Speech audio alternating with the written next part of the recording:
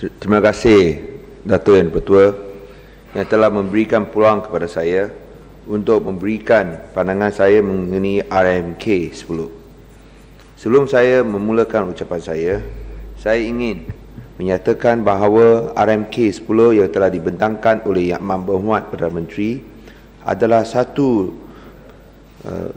plan yang agak luar biasa kerana tidak memberikan butiran yang lanjut seperti mana yang telah dimasukkan atau telah disebutkan dalam 9 plan sebelum ini. Dan RMK 1 hingga 10 ada memberikan butiran dan pecahan mengikut setiap negeri di mana peruntukan pembangunan telah diakhirkan. Akan tetapi pada RMK 10 ini tidak ada butiran langsung. Malah saya telah difahami bahawa butiran RMK 10 berkaitan dengan butiran senarai projek-projek hanya akan diketahui pada bulan Ogos 2010.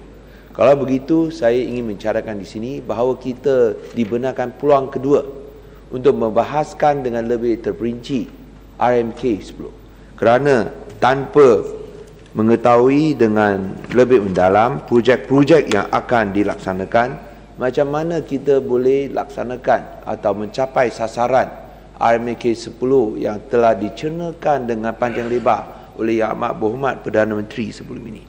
Dato' Yang Dipertua, di antara sasaran utama di bawah RMK 10 yang menjadi hasrat dan iltizam Yang Amat Berhormat ialah untuk meminta pelaburan swasta menjadi pemangkin kepada pembangunan ekonomi.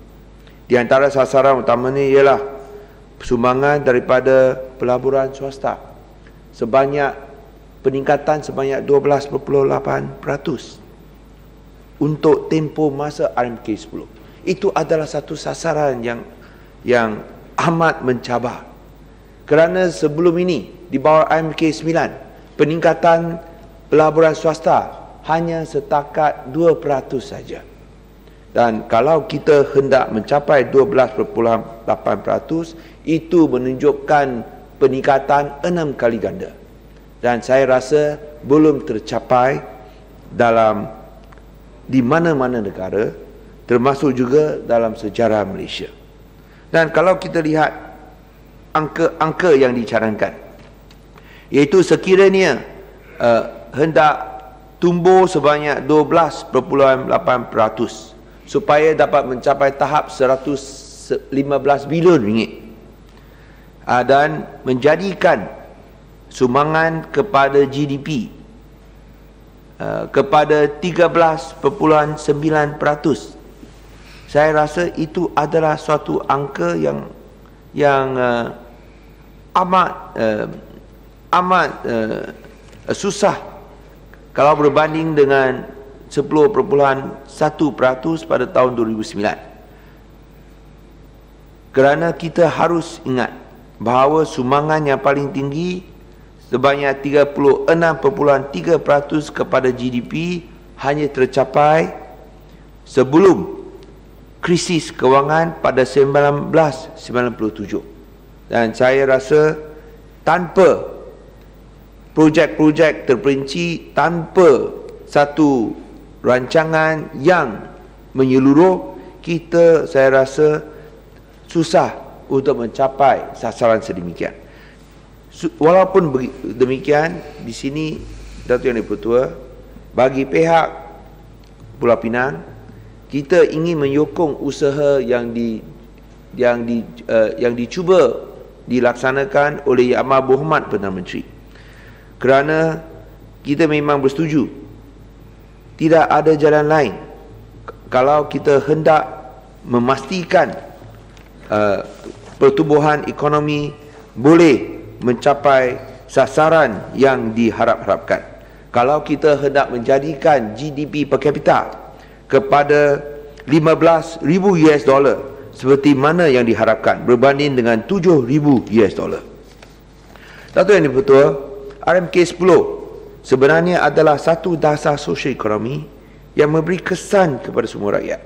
Justru itu adalah penting supaya penggubalannya dilaksanakan demi memastikan ia dapat membangunkan Malaysia ke arah bukan sahaja sebuah negara berpendapatan tinggi, malahan memiliki masyarakat yang berdaya saing dan dinamik.